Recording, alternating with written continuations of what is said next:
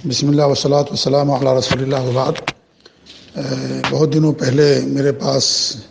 ایک صاحب نے ایک نوٹس بھیجی تھی جو در حقیقت اردن کی وزارت الاوقاف کی طرف سے شائع ہوئی ہے، لیکن اس کے بارے میں باور کرایا جا رہا ہے کہ یہ نوٹس دراصل مملکت سعودی عرب کی طرف سے آئی ہوئی ہے اور سعودی حکومت نے غیر مقلدین کو زبردست دھچکا دیا ہے اور ہر مسجد میں 20 رکعت تراویح کا التزام ہوگا، یہی سنت رسول ہے، اور 8 رکعت پر پابندی ہوگی۔ یہ تحریر لکھ کر کے اس نوٹس کے اوپر لوگوں کے اندر پھیلایا جا رہا ہے۔ پہلے جب میرے پاس یہ لیٹر آیا تو میں نے اس کی طرف توجہ نہیں دی اور ہم نے کہا کہ یہ جاہلوں کی شرارت ہے، ان کی حرکت ہے، اور جب جاہل کوئی بات کریں تو انسان کو وہاں سے گزر جانا چاہیے اور ہر جہالت کا جواب نہیں دینا چاہیے۔ لیکن کئی لوگوں نے میرے پاس بھیجا تو میں یہ سمجھا کہ بھائی اس کی وضاحت ضروری ہے،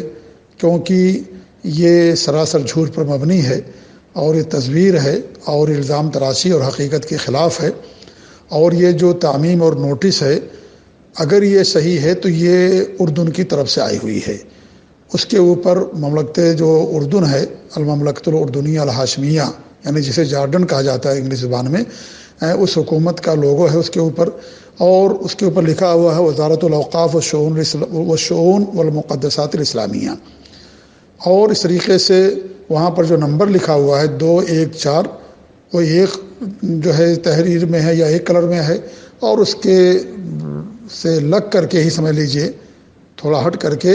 ایک نمبر لکھا ہوا 5726، اس کا رنگ دوسرا ہے، جس سے مجھے سمجھ میں آتا ہے کہ یہ اردن کی طرف سے بھی یہ حقیقت میں نوٹس جاری نہیں ہوئی ہے، اور غالب گمان یہ ہے کہ یہ بھی تصویر ہی، اللہ عالم بالصواب۔ اور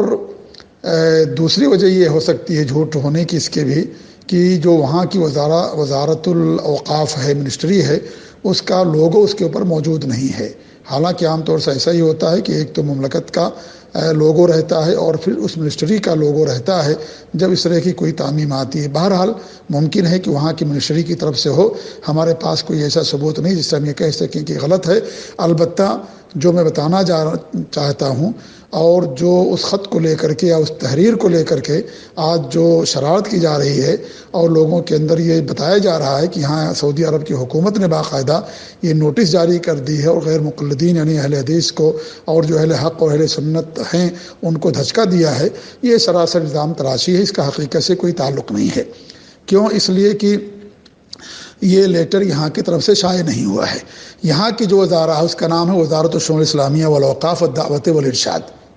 اور جبکہ اس سے تعمیم اور نوٹس پر کیا لکھا ہوا ہے، وزارت الاوقاف والشؤون والمقدسات الاسلامیہ۔ یہ نام مملکت سعودی عرب کی وزارت الاوقاف کا نام نہیں ہے، یہ نام اردن کی وزارت الاوقاف کا ہے۔ نمبر 2،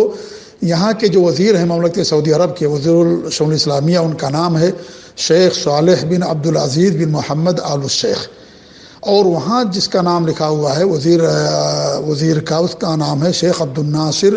موسیٰ ابو البصل، ان کا نام لکھا ہوا ہے۔ اب ظاہر بات ہے، دنیا جانتی ہے کہ یہاں کے جو سب مملکت سعودی عرب کے جو وزیر ہیں ان کا نام ہے صالح بن عبدالعزیز بن محمد آل الشیخ، اور یہ امام مجدد محمد بن عبد الوہاب رحمۃ اللہ علیہ کے خاندان میں سے ہیں۔ یہ جو یہاں کے مملکت سعودی عرب کے جو وزیر ہیں، اور جبکہ اس میں نام عبد الناصر موسیٰ ابو البصل کا ہے، تو اسے صاف ظاہر ہو گیا کہ مملکت سعودی عرب کی طرف سے اس طرح کا کوئی لیٹر یا یہاں کے اوقاف کی طرف سے یا شؤون اسلامیہ کی طرف سے کوئی ایسا لیٹر یا کوئی ایسی تعمیم ہرگز جاری نہیں ہوئی ہے۔ یہ جھوٹ ہے، دجل ہے، مکر اور فریب ہے، اور یہ ہمیشہ سے اہل بدعت کی یہ روش رہی ہے کہ وہ جھوٹ بول کر کے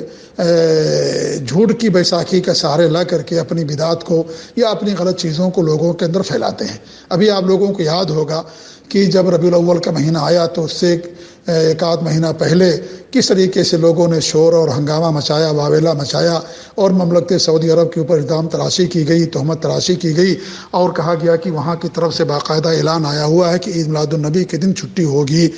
اور اس اعلان یہ جو ہے خبر لوگوں نے سن کر کے پڑھ کر کے اس بار سب سے زیادہ مدینے کے اندر لوگ آئے اس طریقے سے میلادی لوگ، اور وہ یہ سمجھ کر کے آئے کہ ہم جا کر کے اس بار وہاں جشن منائیں گے، اور اس طریقے سے جو ناروا اور سنت کے خلاف حرکتیں کرتے ہیں اپنے ملکوں میں آ کر کے یہاں کریں گے۔ لیکن الحمدللہ یہاں کی حکومت چوکنا تھی، اسے معلوم تھا، اس لیے زیادہ انتظام کیا گیا، اور اس بار انہیں اور زیادہ خسارہ ہوا اور کچھ بھی وہ کام نہ کر سکے۔ اور یہ جو آویلا اور جو خبر جھوٹی شائع کی گئی، یہاں کی حکومت کی طرف سے، علماء کی طرف سے بھی باقاعدہ اس کی تردید کی گئی، اور میں نے بھی باقاعدہ اس کی تردید کی، اور علماء نے تردید کی۔ میں نے تو باقاعدہ اس کے اوپر 2 خطبے دیے، اور یہ بتایا کہ سب سے پہلے یہ خبر مصر کے کسی خبر رساں ایجنسی اور ادارے کے ذریعے شائع ہوئی، اور بغیر تحقیق کے دنیا والوں نے اسے شائع کر دیا، عربی میں بھی، اردو میں بھی، انگلش میں بھی، اور تقریباً ہر زبان کے اندر اس خبر کو شائع کیا گیا۔ اسی لیے سب سے زیادہ اس بار آئے میلادی لوگ، اور لیکن انہیں خسارے کے سوا کوئی چیز انہیں حاصل نہیں ہوئی۔ تو اس طریقے سے ہمیشہ سے افواہیں پھیلانا اور جھوٹ بولنا، الزام تراشی کرنا، یہ اہل بدعت کی پہچان رہی ہے۔ تو یہ جو تعمیم ہے یہ مملکت سعودی عرب کی طرف سے نہیں ہے، ممکن ہے کہ یہ وہاں کی طرف سے ہو، اور اللہ بہتر جانتا ہے، کیونکہ جو تعمیم ہے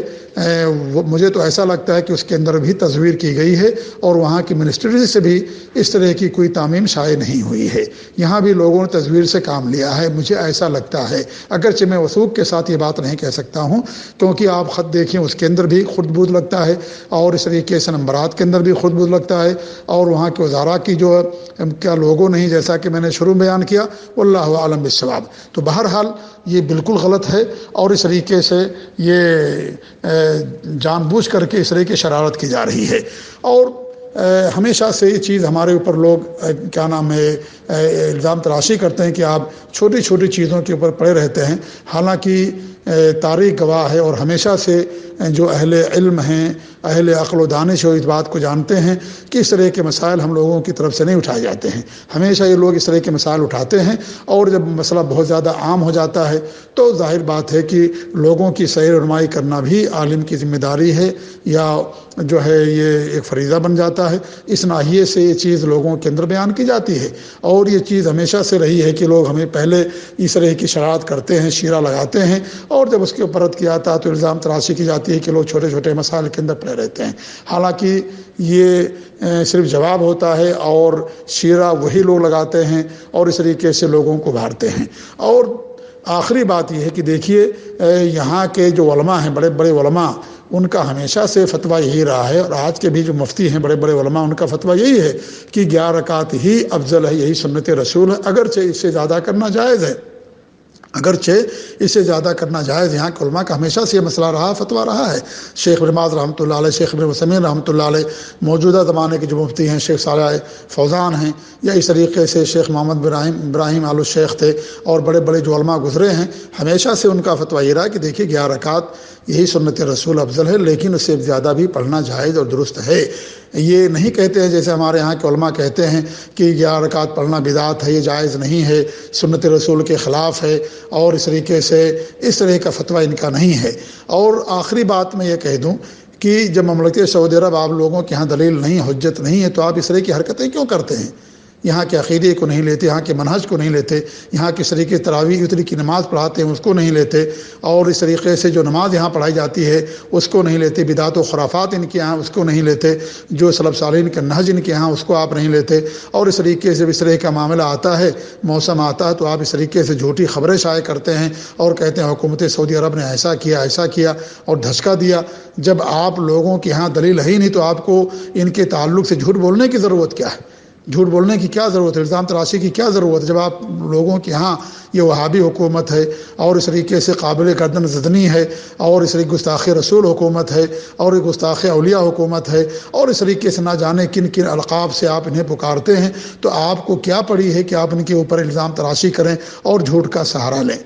تو یہ جو حرکت ہے یہ ان لوگوں کی طرف سے ہے، اور مملکت سعودی عرب کی طرف سے کسی بھی اس طرح کی کسی نوٹس کا اجرا نہیں ہوا ہے۔ یہ سراسر جھوٹ ہے، الزام تراشی ہے، مکر اور دجل اور فریب ہے۔ اللہ رب العالمین سب کو جھوٹ بولنے سے بچائے، اور مکر سے بچائے، فریب سے بچائے، دھوکہ دینے سے بچائے۔ دین کے معاملے میں ڈنڈی مارنا اور جھوٹ بولنا یہ کتنا بڑا جرم ہے، اور کتنا بڑا الزام تراشی ہے جو اس طرح کے لوگ کرتے ہیں اور جان بوجھ کر کے اس طرح کی شرارت کرتے رہتے ہیں۔ اللہ تعالیٰ انہیں ہدایت دے، اللہ تعالیٰ انہیں صحیح سمجھتا فرمائے۔ اللہ رب العالمین ہم سب کو